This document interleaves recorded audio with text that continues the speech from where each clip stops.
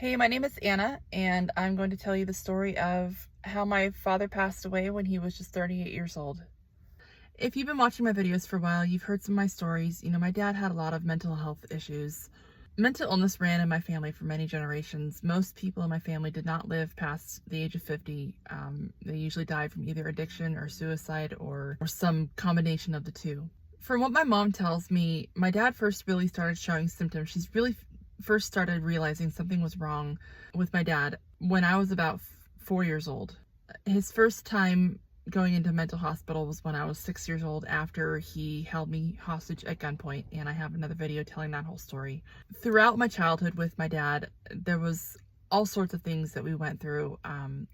One of his biggest symptoms was religious extremism. So I was often abused for weird religious reasons that weren't really a part of Christianity, but were some kind of spin-off of that. But throughout my childhood, I went through all sorts of kinds of abuse as a result of my dad's mental illness and his religious extremism. I was beaten, I was held hostage, he drowned me, I was sexually abused, I was physically abused. One time he beat me so bad he burst my eardrum. Just all sorts of terrible things happened in my childhood, and the system was so broken that he would get forced to go to the mental hospital for doing some horrendous thing, and then he'd be let right back out, and he'd be sent right back home to me to abuse me some more. But all of that, really, kind of the final breaking point of breaking that cycle came when I was about a month before my 10th birthday, when there was a really dramatic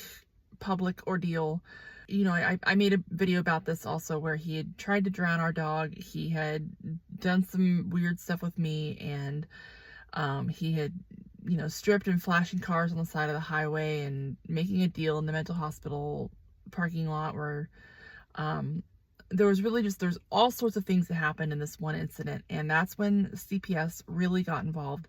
They had come to our house many times before, investigating different things that he had done and accusations that had been made, but they always kind of closed it with unfounded or we can't determine. But when this happened, it was really public. There's a lot of witnesses. There was a lot of really bad things that happened. That's when CPS really got heavily involved in our family, and they said from now on, whenever my dad got out of the mental hospital, me and my brother, us kids, we were not allowed to live with him.